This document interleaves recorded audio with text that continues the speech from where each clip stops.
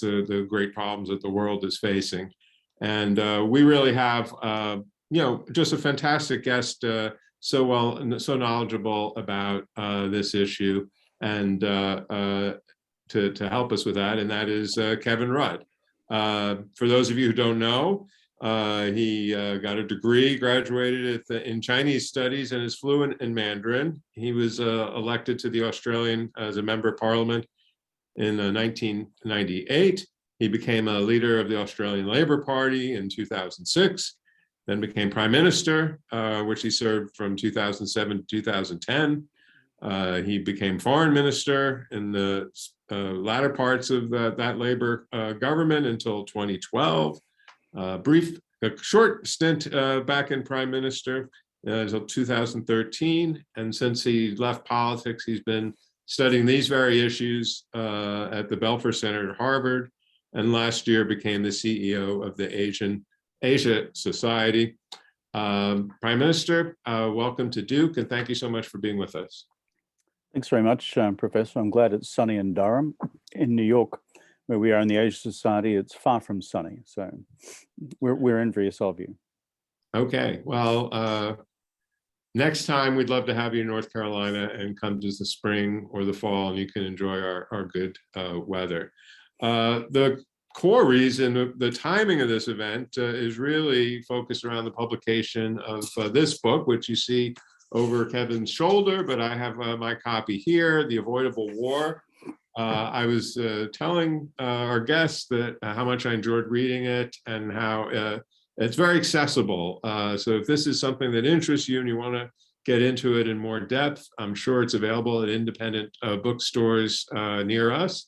And I recommend going out and purchasing a copy. We'd certainly have them on sale if we were able to do this event in person.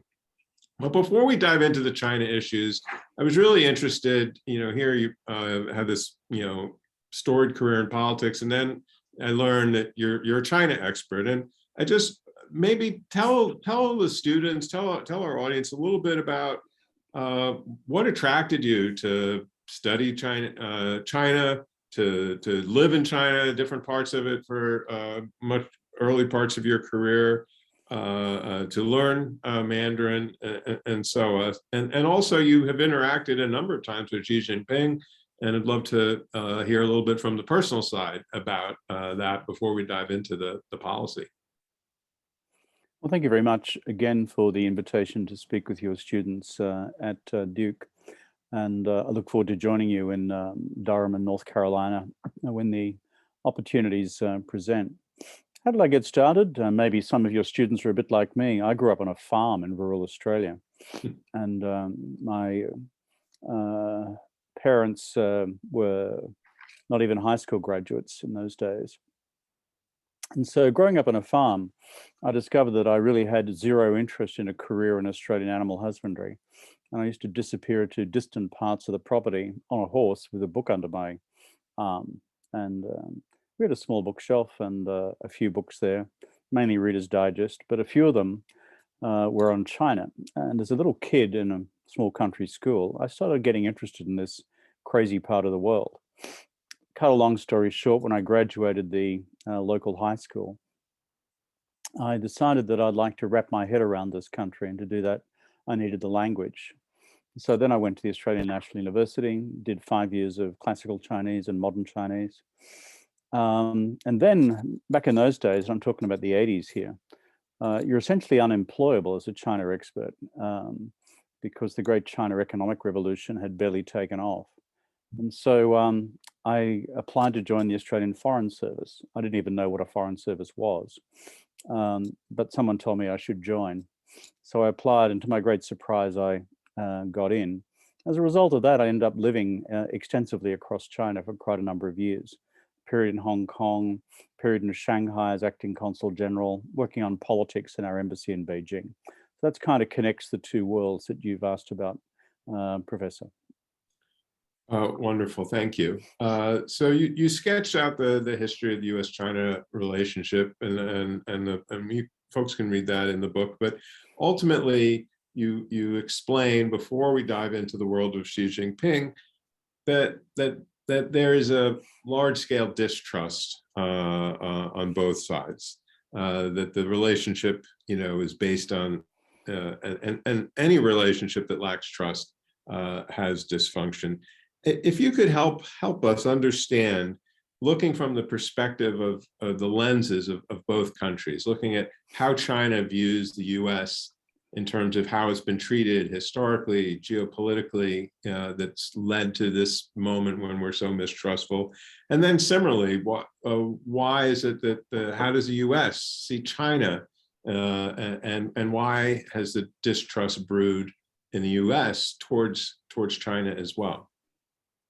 Yeah, David, I begin the book talking about these things because I think it's important to set the scene. The present didn't begin yesterday, it actually began quite a long time ago. So I trace in a few short chapters the untidy history of the US-China relationship, going back really to the Opium Wars in the 1840s. So looked at it from a Chinese lens, it's a bit like this. America, since it began engaging with the China trade, not that long after the American Revolution, actually. By the time you get to the 1840s, the Americans discovered there was $1 to be made in the opium trade, like the British.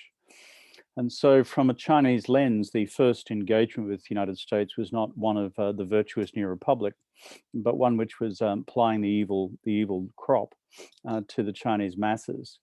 Then, roll the clock ahead to the 1860s and 70s, whereas the Americans, as a republic and a non-imperial republic, refused to impose unequal treaties on the Chinese, which the British, the French, the Germans, and most of the European colonial powers did. Nonetheless, as soon as those imperial powers got their opportunity to open the door further by force for greater access to the China trade, the United States, through its political representatives, would be in the door to the Chinese quickly, demanding equal access. I suppose the last bit in the historical picture is this. Against that background, by the time you get to the second half of the 19th century, you have this flood of American missionaries into China. And so who did some extraordinarily good things. They founded hospitals and schools and remarkable stuff. But the suspicious cultural lens applied to the American arrivals from that stage was a civilization, a culture seeking to, as it were, convert China's soul. Roll into the geopolitics of the 20th century. By the time you get to the Japanese invasion of China in the 1930s, America by and large was reasonably indifferent until, of course, it was really lifted by a big Japanese onslaught into China in about 1937, began a series of oil embargoes, which, as you know, ultimately catapulted itself into Pearl Harbor. And that's when the great American strategic engagement with China, then nationalist China, or non-communist China, began. And through the Civil War, the war against the Japanese and the Civil War between communists and nationalists, the American side flipped and flopped between supporting the communists, supporting the nationalists, supporting both of them, eventually plumbing on the side of Chiang Kai-shek and the nationalists in that last phase of the Civil War from 46 to 49, and of course end up backing the losing side. And so that brings us into the current period where this suspicious lens of opium dealers, missionaries, backers of the KMT or the Nationalist Party who fought us for control, we the communists for control of China, for the better part of a quarter of a century, and still seeking to convert us into liberal Democrats. If you want to know why the Chinese Communist Party is suspicious of America, that's kind of the amalgam. If you'd like a minute or two on the reverse. Yeah, absolutely. I think I'm not an American, so pardon me if I get the lens wrong here, but I've done a fair bit of reading into the subject. From the American lens, they see the missionary engagement with China as virtuous. They saw the commercial engagement as mutually advantageous. They saw themselves as different to the other imperial powers because the other imperial powers carved out territorial concessions in China, and the United States didn't do so. They saw the Americans as being sympathetic to the Chinese nationalist cause against the Japanese and ultimately becoming a decisive factor in the Second World War. But in the Pacific and at sea by and large, and in, let's call it archipelagic Asia, rather than committing land troops to pushing back the Japanese within territorial China. Um, and so the feeling that you get by the time you get to 49, when the communists took over China, was this huge debate in the United States is, given all the above, all the investments in China, how do we manage to, quote, lose China to the Chinese Communist Party? And so the American question mark about China, whether it's through the events of 49 or 40 years later, the events of 1989 in Tiananmen, has been, could this country come back into the fold of the liberal democratic world in a way which perhaps it never really was? So there's a sense, I think, of unrequited expectations of what China could become. And that kind of brings us through the lens of culture, if you like, to the raw geopolitics of today, which present a range of other real world geopolitical challenges as well. I think you also talk a little bit about the book about, and I think it'd be useful for the students, the question in the 90s about China's ascension into the WTO and a set of terms and conditions that the Americans at least thought was going to lead to more economic liberalization, with the hope that that would create political liberalization. There's nothing in the WTO extension agreements that address that, but that the Chinese did not make good on those promises. And that's a lot of what is fueling a lot of the current mistrust. Was that accurate? Yeah. I think there have been two really big underpinning geopolitical and geoeconomic shifts, of which you've referred to a core part of the second. The first was when there was a strategic rapprochement between Washington and Beijing, literally 50 years ago this year, Kissinger, Nixon off to Beijing, it rested on a key strategic assumption, and that is that the Chinese had concluded from the late 50s that they had a real problem in their hands with the then Soviet Union. Massive ideological split with Moscow over the future of communism. And by the time you get to the 60s, because Russia was a neighboring state with a huge border with China, the Chinese concluded they faced far greater strategic threat from Russia than they did or the Soviet Union as it then was, than they did from the United States. Now that underpinned the geopolitics of Mao, before he died, turning to America.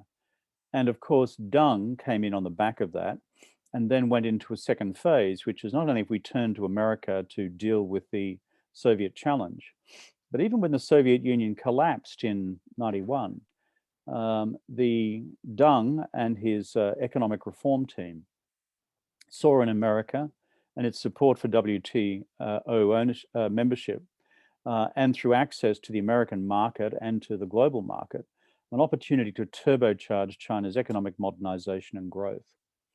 So rattle along to the present, what has changed as a result of those two, as it were, underpinning assumptions?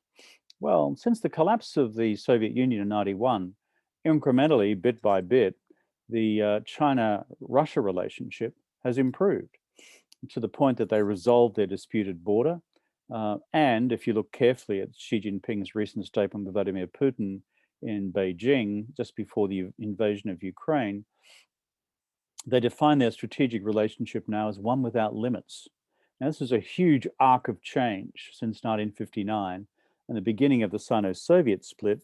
And it was that geopolitics which made or created the strategic comfort for China to embrace America, except now the strategic assumption has changed as the Soviet Union fell and Russia-China normalization unfolded. The second big underpinning change is the one you've just pointed to. It's the second part of the Deng equation, which was not just geopolitics with Moscow, but economics with Washington and the rest of the free market world. And that has underpinned a 35-year-long economic growth experiment, turbocharged by access to global markets, per courtesy of most favored nation status and WTO membership. But we find ourselves, when we get to the Xi Jinping period since 2012, that the pace of economic reform domestically has slowed. The level of, shall we say, protectionism within the Chinese economy has increased. The magnitude of the interventions of Chinese industrial policy and industrial support for China's exports in the world has become magnified, as China now proceeds in a direction of much greater national economic self-reliance, and whereby the world now depends more on access to the Chinese market rather than China depending on the American market for its future growth. That's the second big geoeconomic change, which underpins the realities that we now confront in the US-China relationship. Well, let's turn to President Xi taking power in 2012, and you, as Prime Minister, and I think a couple other occasions you had a chance to speak with him. I'd still like to hear a little bit about your impressions of him. But you talk, the bulk of your book, 5 or 6 chapters, is basically all the different concentric circles of Xi's essentially reforms and grand strategy, what you call in the book, I call it a radical change. So my question is, why does Xi feel that that now is the time, 2012? Why is it time now for this change in strategy? Why is the timing right? And then if you could kind of synthesize for us without, going through each of the chapters and concentric circles of his interests, what do you see as the key elements in this new grand strategy that he develops upon coming to power? Or you're right, David. Gradually implements it, but yeah, you're right, Dave. The middle part of the book, I hate to inform your students and the students watching, actually is 10 chapters. Each of them short, and I call them Xi Jinping's 10 concentric circles of interest. So here is the haiku summary, which I will do in less than 60 seconds. Number 1, keep the party in power and keep me in power in the party. That's Xi Jinping. Number 2, national unity, bring Taiwan back into the fold and make sure Xinjiang doesn't fall out of the fold. Number 3, continue to grow the economy to continue to sustain my personal political legitimacy by raising people's living standards and underpinning China's overall national economic and technological power. 4, don't kill the country through air pollution, and therefore begin latterly to take climate change seriously. 5, modernize the military so that you can take on the Americans over Taiwan sometime, I believe, in the 2030s. 6, ensure that your 14 neighboring states have benign and ultimately compliant relationships with yourself. 7, begin to push the Americans back from China's maritime periphery to the east in order to create more strategic space for dealing with South China Sea, East China Sea, and Taiwan. And that's an articulation of their military strategy. 8, move beyond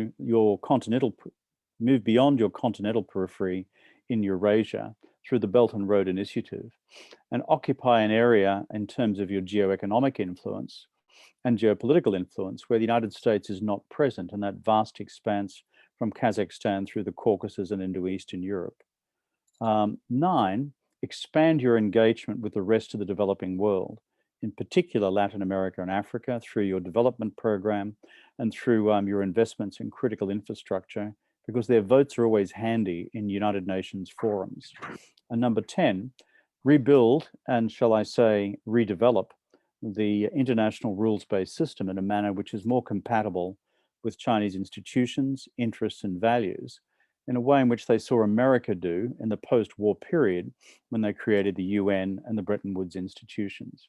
So that's my 10 concentric circles of where he's headed. And if you look at their day-to-day behavior, it tends to fit into one or other of those categories, starting from that which is most central to their political operation and extending to the most remote, if you like, but still important, the future of the global rules-based order. I think if you look at the way in which Xi Jinping has gone about this, why has it happened? And why didn't it happen under his predecessors? 2 reasons. And if you're a teacher in political science and an international relations theory, and for your students who got the scar tissue from having studied both, the bottom line is this: it's the ultimate cocktail of structure and agency. The structure is this: China's more powerful, And within a realist structure of international relations, you have a more powerful China against a relatively less powerful America. The balance of power is now in the balance. Militarily, the United States is just ahead, certainly regionally, and certainly further ahead globally. Economically, the Chinese economy is getting up towards 70% the size of the American economy, as measured at GDP at market exchange rates. And technologically, depends on which category of technology we're talking about in terms of who's ahead where. But the perception and the reality within China is they see this as now a much more even match. And as a consequence, China can assert its interests more than it ever did before. And Xi Jinping, going to the agency factor, as the political leader of China, sees an opportunity, therefore, to change the status quo. And he's what I describe as an intelligent, strategic risk taker, as opposed to his predecessors who tended not to take any.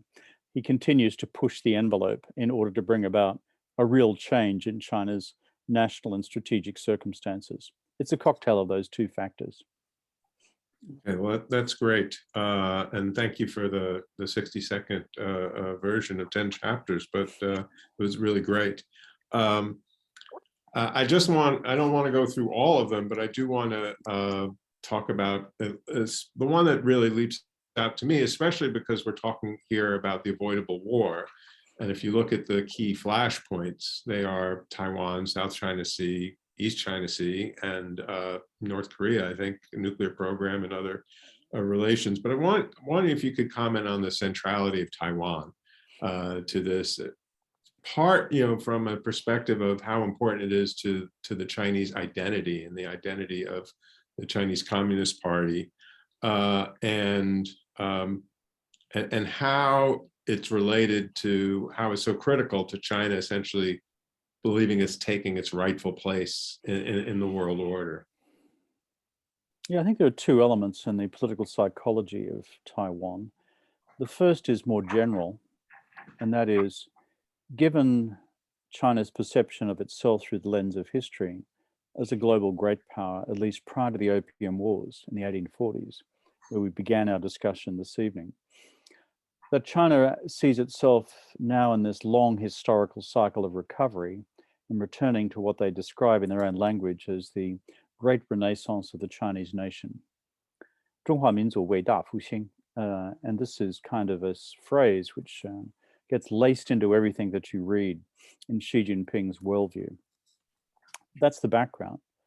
But the centrality of the Taiwan question is in 1949, Mao, against the odds, defeated the nationalists and took political sovereignty over China itself, but was not able to take Taiwan. It's a pesky piece of geography, this large island off the coast, which of course is why Chiang Kai-shek went there. But it's been occupied by, let's call it Han Chinese, since the end of the Ming dynasty in around about the 1620s and 1630s. The indigenous population of Taiwan, pre-existing that, had been there for thousands of years. The Han Chinese arrived, as I said, 300 years ago, 350 years ago, and then a much smaller number arrived with Chiang Kai-shek in 1949. But from the point of view of Chinese political historiography, it's this. Any Chinese emperor or modern political leader is rewarded in history if they maintain the unity of the empire or reunify the empire if it's been divided. But you get written down in Chinese history if you allow the empire to fragment or you fail to, as it were, reestablish unity on your watch. And so that's why this is a matter of secular religion in the eyes of the Chinese Communist Party. So when we in the collective West look at Taiwan and say, why the hell would you want to risk the world on an island offshore of 25 million people? You're a country of 1.4 billion. It's sure it's an inconvenient piece of politics for you, but what's the problem? It's a bit like saying, yeah, I'm a Roman Catholic. I like everything about Roman Catholicism except the Pope. It doesn't quite fit, it's a piece of what I describe as political theology. And so anyone who tries to make sense of it if you're doing rational interest theory from a public policy perspective, it'd come down very low in terms of the calculus, risk-benefit calculus. But that's until you inject matters of belief and identity, which can turbocharge any rational calculation of interests into the stratosphere. Well, we might have seen that with Mr. Putin very recently as well. The other element of this, and this gets us more towards the 10th concentric circle, and I think it's a phrase we often hear about, the concerns about the liberal world order, that the post-World War II order that was constructed by the United States, that has been the foundation for kind of free market capitalism, democracy, and so on for 50 years. More than that, is essentially beginning to fall apart and erode, and partly due to the pressure that China is putting on it. And I guess just to help us understand this, first of all, why does China see it as such a threat? After all, it's done quite well over the last 25 years. Operating under this liberal world order. So why would it want to destroy it or try to replace it? And then, what is China's vision of the alternative world order that it wants to bring about? And why should Americans or people in the democratic world, why should we care? Why is that important? Yeah, this is a fundamental question for the future. Why do the Chinese want to change the existing rules-based order? Well, there's a debate about what the order actually is. The Chinese contend that the international system that they adhere to is made up of the UN Charter, the United Nations Organization, plus the Bretton Woods institutions of the World Bank, the IMF, and the World Trade Organization, previously called the General Agreement on Tariffs and Trade. And that's where it stops. The American definition of the international rules-based order is A and B above, plus the underpinning strategic ballast provided by the global military power that is the United States of America and its 46 treaty allies, both in Europe and Asia.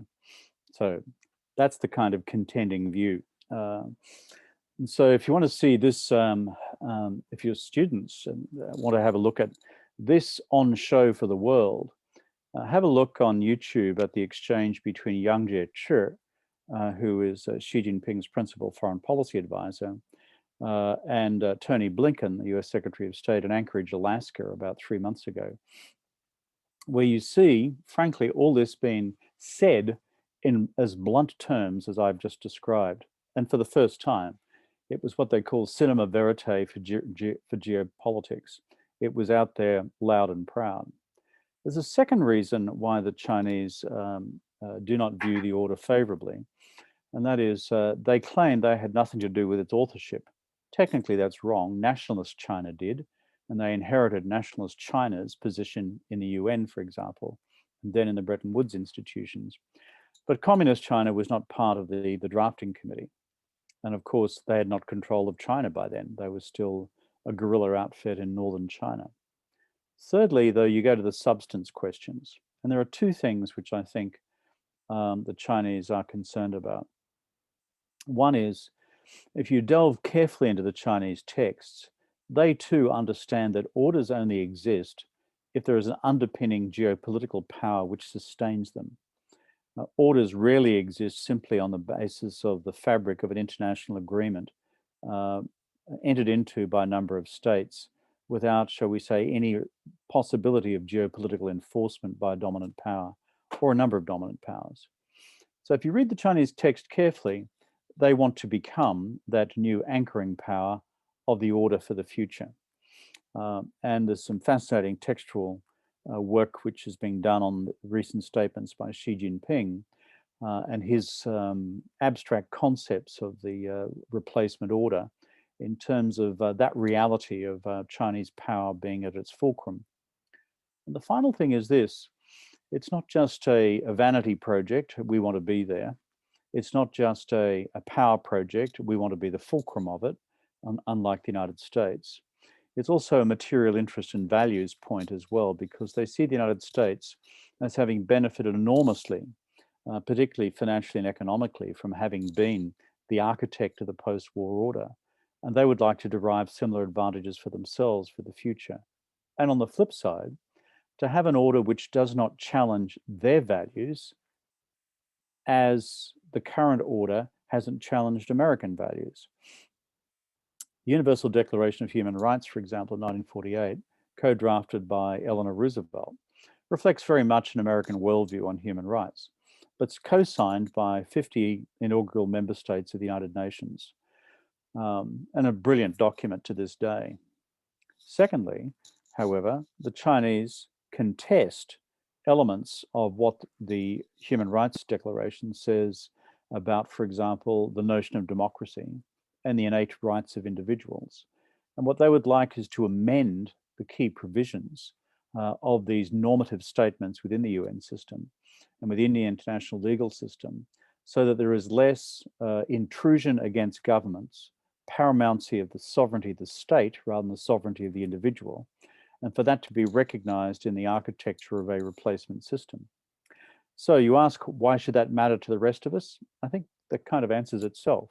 If you actually believe in something called freedom, if you believe in political freedom, if you believe in FDR's four freedoms, then there is a problem with that authoritarian capitalist worldview, which would then be transplanted into the fabric and the formative tissue of a replacement international system. Let's fast forward to 2017, and I would actually argue the recognition that America needs to respond to this new grand strategy in China. It probably starts sinking in more in the second Obama, towards the end of the second Obama administration, but certainly in the Trump years. And you talk about this, at length, the tariffs, sanctions, restrictions on tech transfer, going after Huawei and the 5G, a whole series of what some would call more, a response to this new challenge that China is putting forth. And I guess my question to you on this topic is, were these steps overdue? Should America, did they come kind of late? And then, can you evaluate whether they were commensurate with the challenge that China is presenting? Were they maybe too weak in that we aren't doing enough to kind of change the direction that China's taking, or maybe too strong in that they were designed to produce an overreaction from Beijing that could lead to war? So talk about the timing and then also the content of the recent American response. I think we should categorize the American strategic responses to China's rise as in three phases. First phase really from, if you like, 72, Nixon, Kissinger, through to about the beginning of the second Obama term, as you correctly pointed out, which is 2012. So let's just say it's about 40 years. And there, you could say that the overriding strategic architecture, that the Americans didn't use the term grand strategy at the time, was engage but hedge. Engage against the liberal institutional norm, which you pointed to earlier in our conversation, which is engage the Chinese in the liberal international economic order, and more broadly, the liberal order. And China will benefit from that economically. It will grow their private sector. It will expand their middle class. As a consequence, China will become wedded to the values of the international liberal economic order. And with enough prayers in the evening, you'd actually then see a conversion of the Chinese soul to a liberal international political order as well. That was kind of the engagement part of the strategy. The hedge was, to be fair to the Americans throughout this period, was keep a razor-sharp eye on whether this is working or not, and continue to advance your military contingencies accordingly. So through this whole period, no American alliances were dismantled in East Asia. There were some small basing changes to do with the Philippines. But by and large, with Japan, with the Republic of Korea, even with the Philippines itself, certainly with Thailand and Australia, your principal allies in the region. All those alliances remained intact and were strengthened through the period. Secondly, the view on the part of the United States and its allies was that once we got to that period of the second term of Obama, there was evidence that China was in fact embarking upon very large scale and new additions to its classical military outlays, the acquisition of a set of military capabilities which were about power projection, way beyond China's coastal defense needs. And thirdly, this therefore warranted change, which brings me to the second phase. And Obama 2, what you saw was two things: the pivot to Asia, and you saw, parallel to that, and I've got to say, as Prime Minister during part of this period myself, us working with the Americans not just on the pivot, which is to reallocate strategic resources from the Atlantic theater to the Pacific, in order to deal with the emerging military imbalance in East Asia and the West Pacific, but to give it an economic arm as well, which was the negotiation of the Trans-Pacific Partnership, free trade agreements between America and most of its allies in East Asia and the West Pacific. And we had actually achieved much of that by 2016, except Donald Trump won the election, and that was the end of the TPP. And Donald Trump had a habit of wanting to shred most of the allies in terms of their political standing, and caused doubt and uncertainty as to whether he'd actually have their back if a crisis emerged. And that brings us to the final phase, if you like, beginning with H.R. McMaster, the National Security Advisor in 2017, formally changing the characterization of the relationship into one of strategic competition. But the underpinnings of it were still incoherent because Trump himself was incoherent. And he waxed and waned from being in love with dictators to not knowing what he wanted from dictators. And then, of course, the pandemic came. I think, therefore, what you see is continuity between the definition by McMaster in 17 of by the US of China as a strategic competitor. But now you begin to see the emergence of a more coherent framework around that across the fabric of US foreign security policy. The allied relationships have been cemented. The Quad has been established with India, Australia, Japan, and the United States at summit level. AUKUS is now being initiated between the UK, Australia, and the United States. And you see a general rebuild in terms of the military architecture as well. But the missing piece in US grand strategy, David, is nothing's replaced the TPP. The economic piece of the equation is still missing.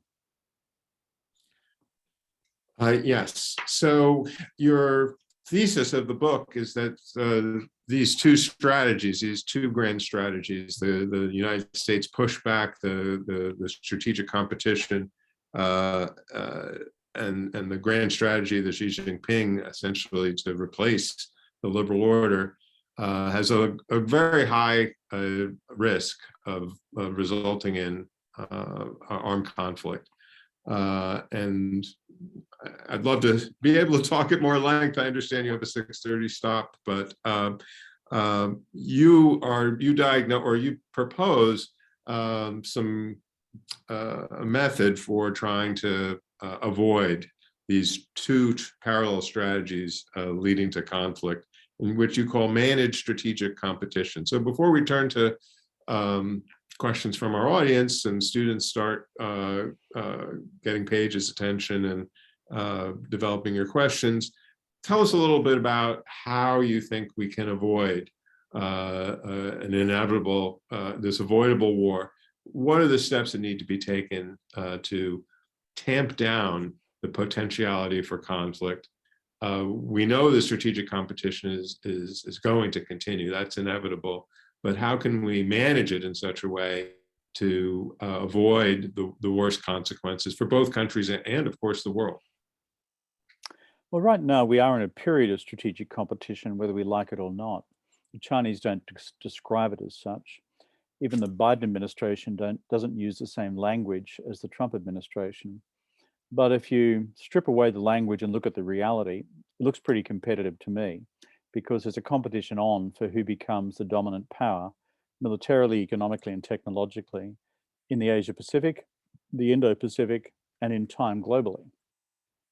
So for me, the operational question, David, is do you have managed strategic competition without any guidelines, without any guardrails, without any rules of the road, which is dangerous because it has a capacity to create incidents which have a capacity using an historical lens to escalate.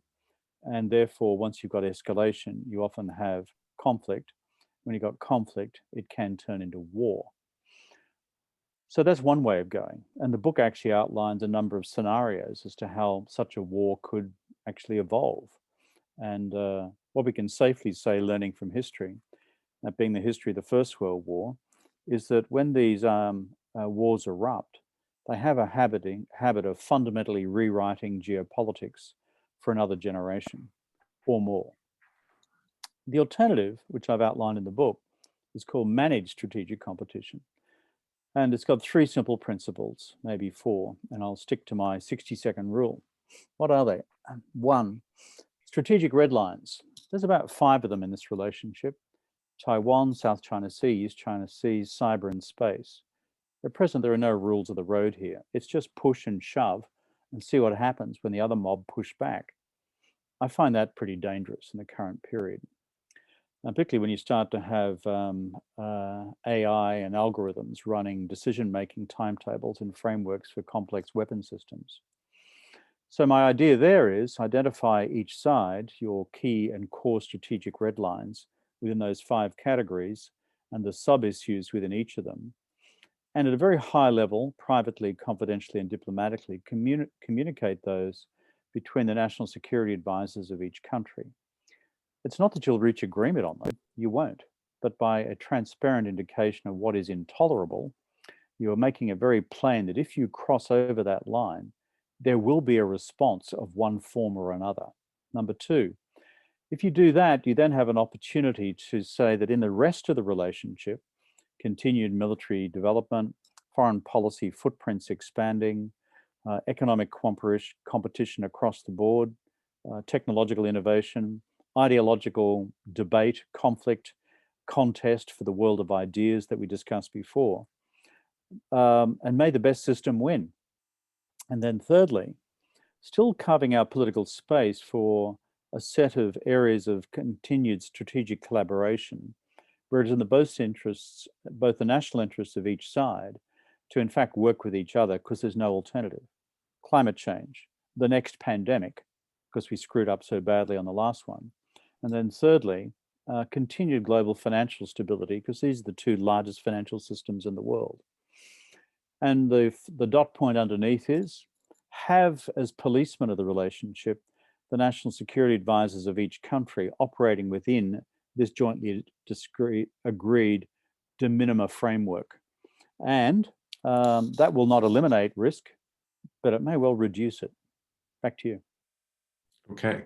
All right, we're going to turn to questions from the students. I'm sure you won't disappoint me in not going to questions relating to Russia and Ukraine and whether this is what it means for China, Taiwan. But let me just say briefly, we have a couple more events on our calendar for this year. On April 7th, this Thursday, Protecting Civilians in an Age of Instability with Lise Grande. This is with our friends from the Global International Center. That's at 5:30 in Goodson Chapel. She's the president and CEO of the U.S. Institute of Peace.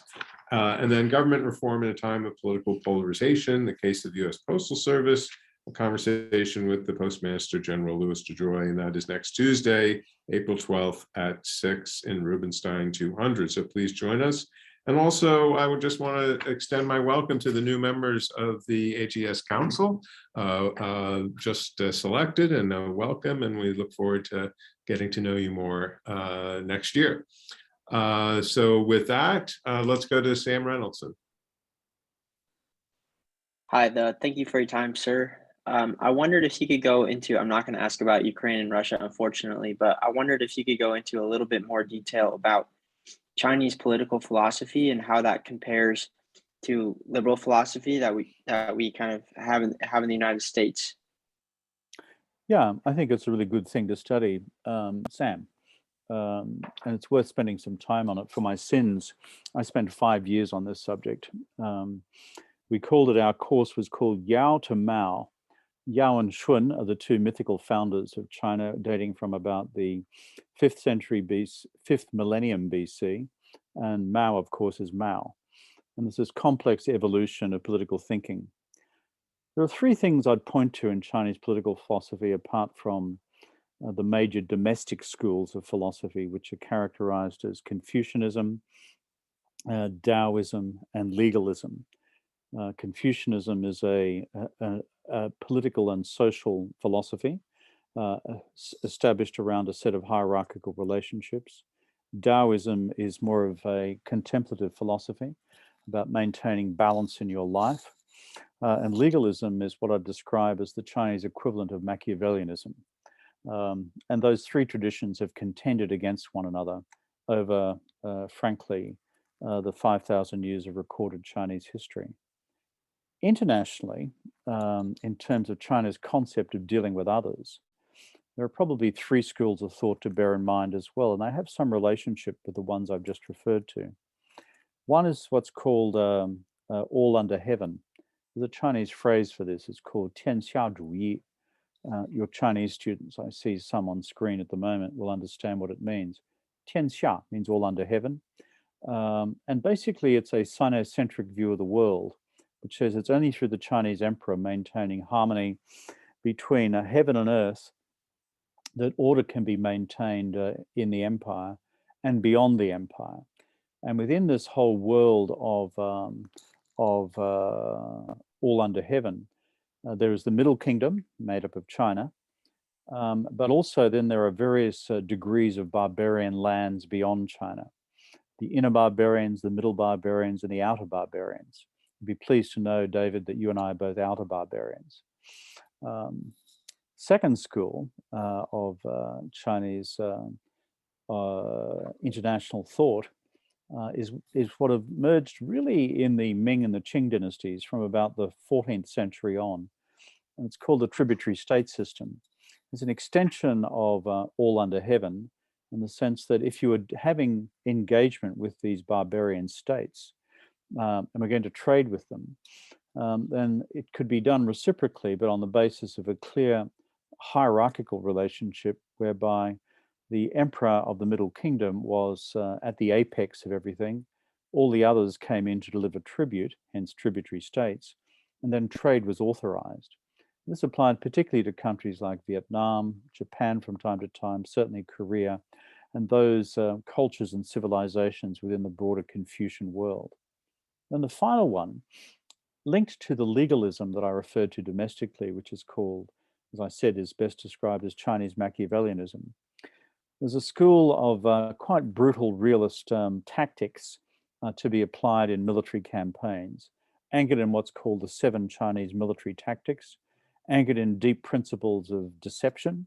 And if you've seen on the bookstores at your universities, Sun Tzu's Bing Fa, or the military classic of Sun Tzu, it's one of the 7. And that actually constitutes a combination of a political, military, how to do it and how to do your enemy in manual. So there you go.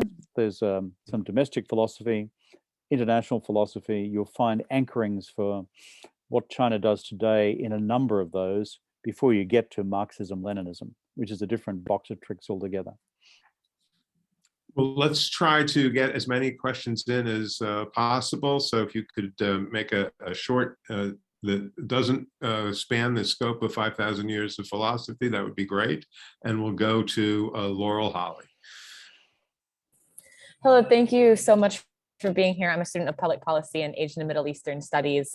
So hearing you speak is absolutely phenomenal. I'm studying Mandarin Chinese myself, just started last semester. Good on you. So super excited to ask a little bit more about your foreign service past. With your experience in the foreign service, what are the biggest diplomatic faux pas that you see foreign officers making when interacting with representatives of the Chinese government? Why is there not more diplomatic progress on that front? Look, I think faux pas are committed in both directions, both by the Chinese being non-comprehending of the barbarian worlds from which we come. And of course, we foreign barbarians engaging the Chinese world as well. But I think the central wisdom, and I'll be very brief on this one, Laurel, is to understand the way in which our Chinese interlocutors think and why they think that way. And partly the earlier question asked me about Chinese philosophy is a good grounding in that. And it is not so much what a Chinese negotiator will say and the words that they use, by which store has to be placed. It's in fact what occurs beneath the surface, which is harder to get to, takes time in terms of the depth of interpersonal relationships, until you chisel away at what actually is animating the form of words being used across the negotiating table. Whereas we're in the Western tradition, full of Cartesian logic, and the power and importance of words, think that what actually is said is the beginning and the end of it. I hope that makes some sense to you. Most definitely, thank you. Let's go to, apologize if I'm not pronouncing your name right, but Yukun Lu. Okay. Can you hear me, Professor? Yes, I can. very good. Okay.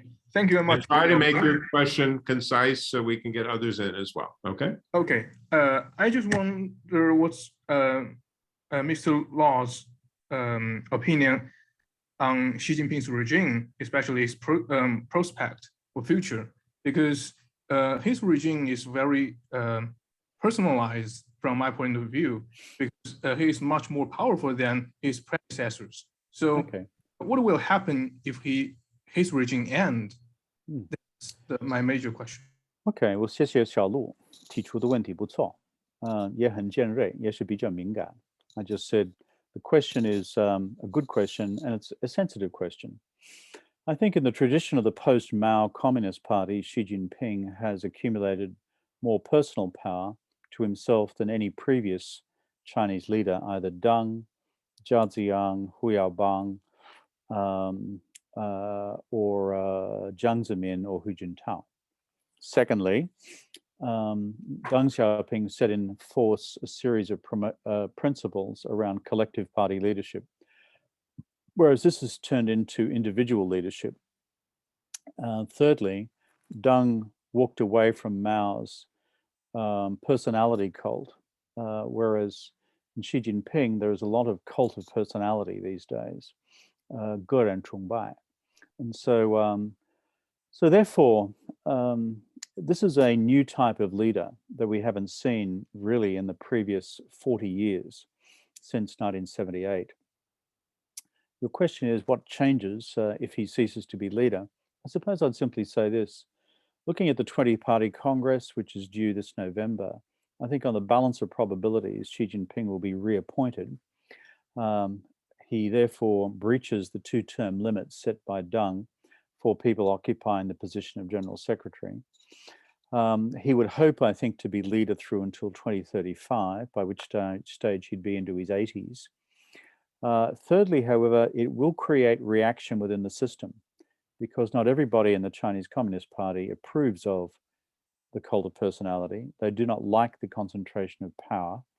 And furthermore, there are disagreements in terms of the future of both economic policy and foreign policy as well. So what's my bottom line pick?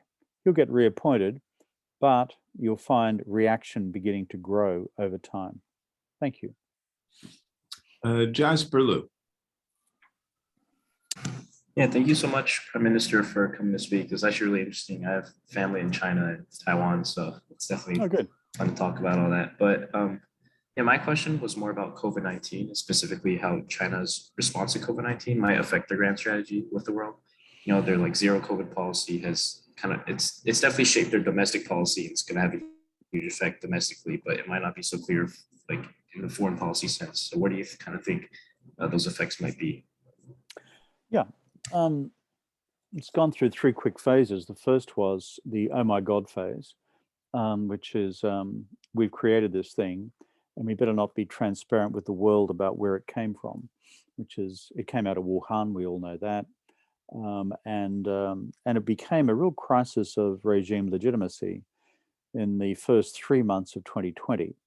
However, because the parties suppressed it so effectively and so quickly, that legitimacy problem began to evaporate. Secondly, when COVID became a massive problem in the United States and the rest of the Western world, Chinese Communist Party flipped the propaganda offensive both within country and abroad to, we authoritarian states know how to handle this stuff, and you crazy liberal democratic states don't know how to handle it. In other words, they flipped it into a system advantage. Thirdly, however, we get to living with COVID, which is what the rest of us have been doing for the last, I suppose, 6 months. Whereas the Chinese system has maintained zero tolerance. Hence why you see lockdowns right across Shanghai, up in Jilin and Changchun in the northeast and elsewhere. At present, this is creating real economic problems within the country, but the lethality of the Omicron-related variants is very low. So at this stage, it's an open question as to whether this will in fact create a further legitimacy problem for the regime, but don't expect any reconnection with the rest of the world until the 20th Party Congress concludes at the end of this year. Okay, I think we have time for one more, and we'll go to Francis. Sorry to the others who didn't get a chance. Thank you so much for coming. I'll make it quick. So we talked about in the past there being an idea that maybe China would eventually liberalize. Does managed strategic competition give up on that hope that someday, given enough time, there will be change? E.g., does managed competition require that we tone down rhetoric about inaction on human rights, civil liberties, and stuff like that? It's a great question, Francis, and the answer is no. When I said before, may the best system win between the two systems, it means that there will be a full, voluble, loud, noisy global debate about either universal human rights standards or China's particularized notion of, shall we say, authoritarian capitalist standards of the type which permits current human rights practices in Xinjiang. The second thing is, within the framework of managed strategic competition, I would argue that it recognizes that most of the drivers, however, for political change long-term in China will be domestically generated. There's no way an external regime can impose political change on China unless there's a spontaneous combustion within the country. If you have too excessive, what I describe as movement to the authoritarian left within the country, pushing politics too far to the left, by which I mean less room for individual dissent, if you begin to quash the private sector by rehabilitating state-owned enterprises and not allowing the Jack Ma's of this world to have as big a say in the future as they've had in the past with huge private sector success stories such as Alibaba. And if there's, and let me get in one Ukraine line, and if Xi Jinping has proven to have overreached on the question of Ukraine by providing de facto support for Putin's invasion of that country, then what you do is you can begin to identify a series of reactions which will set in against those three phenomena within Chinese politics. How long that takes to manifest itself is a separate question. But what I know from modern Chinese history is the change process will be largely driven domestically, but at the same time, the international debate could, in my judgment, will continue to rage about the universality or particularity of human rights. And as I said, may the best system win. And because I'm a creature of the West myself and the democratic world, I'll let you know which side I'm backing, which is the universal side. Well, I think that's as good a place to end this conversation as possible. Just want to remind everybody, the book is The Avoidable War. I'm sure this hour-long conversation has whet your appetite for getting deeper into the issue, which you can by reading the book and lots of other commentary in this that is out there. Kevin Rudd, you've demonstrated to our audience a great depth of understanding and knowledge, and also a real desire for peace, which is what we're all ultimately interested in, as well as seeing one side prevail in this conflict as well. So we're extremely grateful to you for your time and your knowledge and for what you're doing in your research and scholarship. And it's been a wonderful hour. Thank you so much for being with us. Thank you, David, and thank you to all your students and all students everywhere who've tuned into this exchange. I appreciate it very much. Thank you so much. We're adjourned until next week. Thank you.